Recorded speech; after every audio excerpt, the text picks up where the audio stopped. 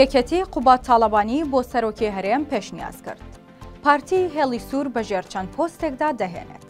شەندێکی پارتی و یەکەتی بۆ سێم جار کۆبوونەوە. کۆبوونەوەکە ڕۆژی سێشەممە لە بارگای مەکتەبی سیاسی یەکەتی لە هەولێر بەڕێوەچوو.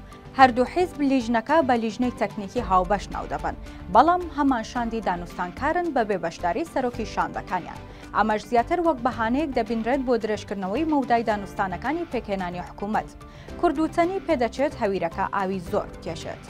لیژنە هاوبەشەکەی پارتی و یەکەتی گفتوگۆیان لەسەر چەند پرسێک کردووە.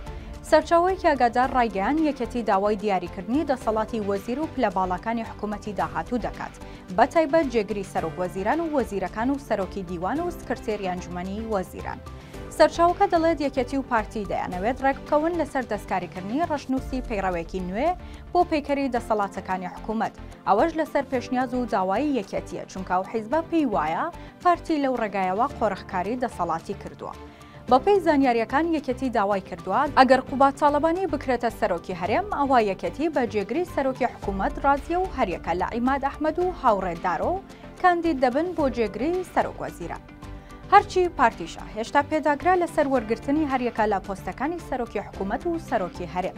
جیا لەوانەش پارتی دەیەوێت وەزارەتی ناوخۆ و سەرۆکی دیوانی ئەنجومەنی وەزیران لای خۆی بمێنێتەوە. بەپێی زانیاریەکان لەگەڵەوەی هەوڵ و فشار هەیە لە ئاستی عێراق و وڵاتان بۆ پێکهێنانی حکوومەتی نوێ، بەڵام پێناچێت هەروە ئاسان و زوو پارتی و یەکەتی بگەنە ڕێککەوتن. بەڵام وەک تیوار پێشتر ئاشکرای کرد، هەردوولا بەنیازن بۆ ماوەیەکی کاتی دەستەی سەرۆکایەتی پەرلەمان هەڵبژێرن. بڕیاریشە لە هەفتەی داهاتوو جارێکی دیکە هەردوو شاندی پارتی و یەکەتی کۆببنەوە.